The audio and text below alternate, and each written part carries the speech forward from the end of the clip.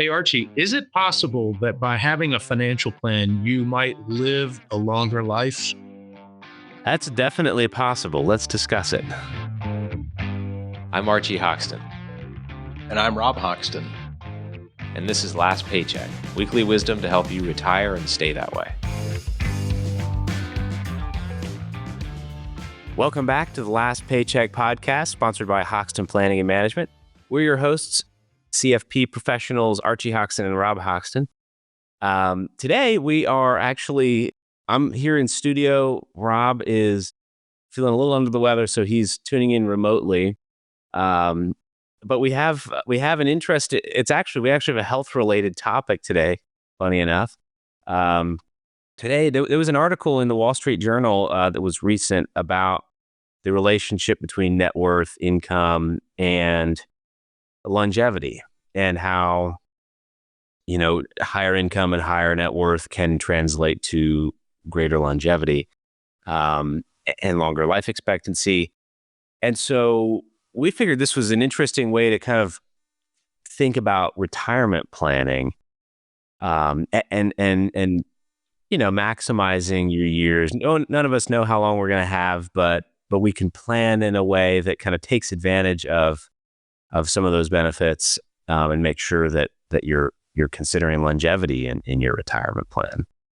Yeah, and it really sort of dovetails with a greater conversation, Archie, about the U.S. healthcare system and some of the research that has recently been released about how affected the performance, cost versus benefit of our healthcare system. And it's the numbers aren't great, but we can get into that in a minute. Yeah, it's been a really big part of the national conversation. I mean, for a while now. I think people really started to think about it really deeply, and with the changes with the Affordable Care Act, and more recently, it's just been hard with inflation and all the costs that are going up for people. I think healthcare has been a particular pain point.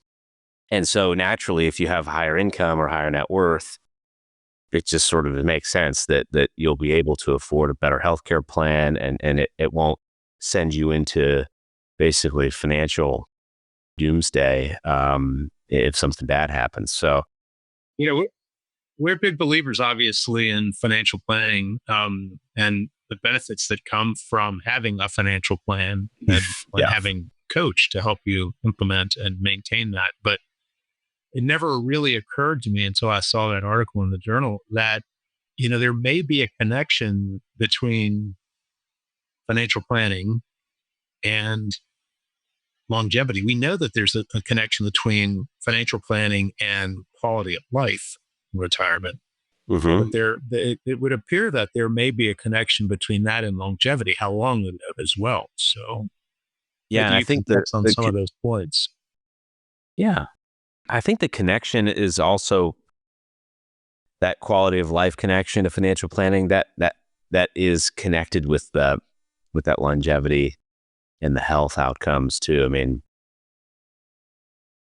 but I think that we can maybe start with some of the information that was put out in the Wall Street Journal on a study by the JMA Internal Medicine. One of the most interesting stats that I saw was that after age 50, the wealthiest 10% of the population live on average to age 86, or 86 is the median. That's 14 years longer than the median for the least wealthy 10%. So there's a huge gap. And I think nobody's surprised to hear that there's a wealth gap. There are people that are very wealthy. There are people that are not. It's interesting that actually corresponds with a life expectancy gap. Well, then when we think of the very wealthy, I mean, it's also true. The statistics are also true for people who are not necessarily very wealthy, but have savings and have, more means, not necessarily the most wealthy, but right. It's not like an all or nothing. There are grades along the way. a greater life expectancy. It's interesting. The poorest Americans fall into that group of 26 million Americans who don't have health insurance, probably as well. Well, there's a connection between having health insurance versus not having health insurance and financial outcomes. I mean, of course, naturally, you've got this giant problem of medical bankruptcy, and that's actually the number one reason for bankruptcy in America is medical debt. And that financial stress, I mean, that could shorten your lifespan easily. I mean, that's an enormous amount of stress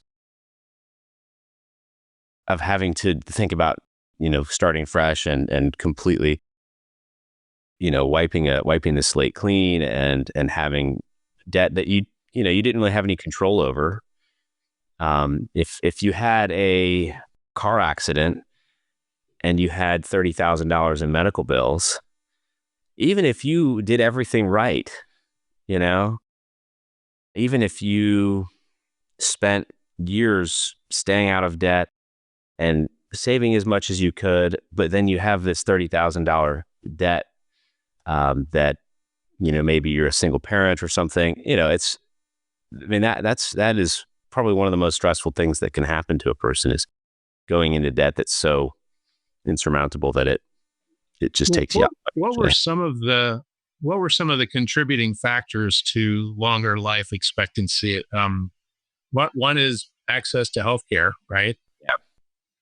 Another is healthier diet, maybe the ability to have access to better food. Yep. Yeah, that was one of the ones that was cited, was if you have more money, whether through net worth or income, you're going to have an easier time affording healthy food.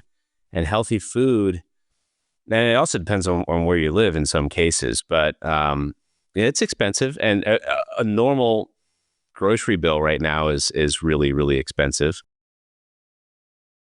And that's if you're not buying the nicest, healthiest, you're not going to Whole Foods and like buying all the, the most expensive stuff there. That definitely plays a role. And when it comes to retirement planning, and again, the better you plan in advance, the more likely you're going to be able to go and buy those nice, healthy, fresh produce and good foods, to get, with good planning, to keep yourself in good health. Another one is having more time. If having more money buys you freedom, it buys you time. And so if you can imagine someone who's trying to retire, working really hard, has no time to do anything but work, compared with someone who's, done some planning, is feeling set up, knows exactly when they can start to kind of spend their time on less on work and more on themselves. That's a longer trajectory to spend time exercising, to spend time on mentally engaging activities, and to start focusing on your health. So that, I think, time is another really big factor for that. Archie, one of the most interesting things about the research was the impact of, your financial position on your life expectancy. And I think you mentioned earlier that the people in the lowest income levels have life expectancies that are substantially lower. The wealthiest people have average life expectancies around 86, but can you comment on some of the gradations, the differences along the way, because that makes an impact too. Yeah, I mean, and they had some sort of these gradations on annual income, where if you have someone who makes $14,000 a year and someone who makes $20,000 a year, there was a 10-month difference in their life expectancy, according to this study. The same 10-month difference existed between people who made about $160,000 a year and people who made about $225,000 a year. It was a 10-month difference in their median life expectancy. And then finally, the next one was a pretty big jump. It was $225,000 a year to $1.95 million a year. It was another 10-month jump in life expectancy. It's the sort of thing that you might kind of assume is the case, but when they really put the numbers to it, it's really kind of astounding. Right. And then if you overlay some of the research about the U.S. healthcare system on top of that, it's really, I think it's kind of alarming, frankly. You've got 26 million Americans that still don't have insurance. The U.S., according to the research, this is an MSN article that I saw, the U.S. ranked last in life expectancy amongst 10 developed countries, the ones you would expect, the Western Europe, U.S., Canada, some of the Scandinavian countries, Australia, New Zealand. And the life expectancy for the U.S. in total is 77.5 years. The U.S. has the highest rate of preventable and treatable deaths.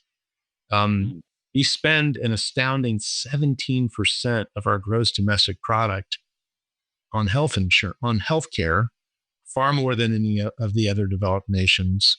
And yet we come in last in overall health system performance. I don't know what the solution is. Maybe part of it is financial planning so that you can afford to pay for healthcare and good food and leisure time and sleep and all of those things that extend your life so that you're not just working all the time. That I think will play a major, and the research bears that out, will play a major role in it. But there's a bigger issue too that has got to get addressed. I don't know how to do it, but yeah, it's sort of maybe above our pay grade as financial planners. But I think where we come in and where you all as listeners, as individuals who are doing retirement planning and financial planning in general, we have to take it into our own hands in some ways and be really diligent about planning. If you have a long runway to plan for, don't put it off, right? I mean, this could translate. I mean, we don't know what's going to happen, of course, but this could translate to more time with family. If you're planning really well and you're planning in advance, take advantage of that time that you have. It could translate to a longer life. If you're a little closer, consider working with a financial planner to figure out how you can maximize the time for activity, your budget for, buying healthy foods and cooking for yourself and taking some stress out of the picture for yourself. I know, making sure that you're appropriately insured for health issues that might arise. Yeah. And that really should dovetail with what you're doing with every other aspect of your financial life, because that's a huge expense in retirement. And, I think that working with a professional can be a way to really reduce the stress piece. I think stress is definitely an overlooked problem that people face as far as their health goes. It's sort of like the last thing that maybe you can get rid of as far as living a really healthy lifestyle. And the healthier you are, the less stressed you'll be. If you can take the financial stress off of your plate and have someone that is helping with that, that's one thing that you don't have to worry about anymore. And it tends to be one of the big stressors in life. So it's hard to know whether there's just correlation or causation here. But one thing is for sure, there is some evidence that having a sound financial picture personally will help you have a happier life in retirement, will help you have a healthier life in retirement. And so I don't want to say that we're going to guarantee that you're going to be better off by having a financial planner, but I'm pretty sure that would happen. Yeah. Well, I agree. I think that just about covers it for today, though. I hope this was interesting to you. I know it was very interesting to us. Like we said, it does seem like some of this is, we all kind of know, But at the same time, it's important to take responsibility and for your own health, for your own financial life, and for your longevity, and insofar as we have control. Well, anyway, so we hope you tune in again next time. Remember to like, subscribe, hit the bell for notifications. Leave us a comment with any questions or thoughts. We'd love to hear from you all. And we'll look forward to seeing you next time. You've been watching Last Paycheck, weekly wisdom to help you retire and stay that way. If you like this show, be sure to hit like and subscribe. Last Paycheck is available anywhere you get your podcasts.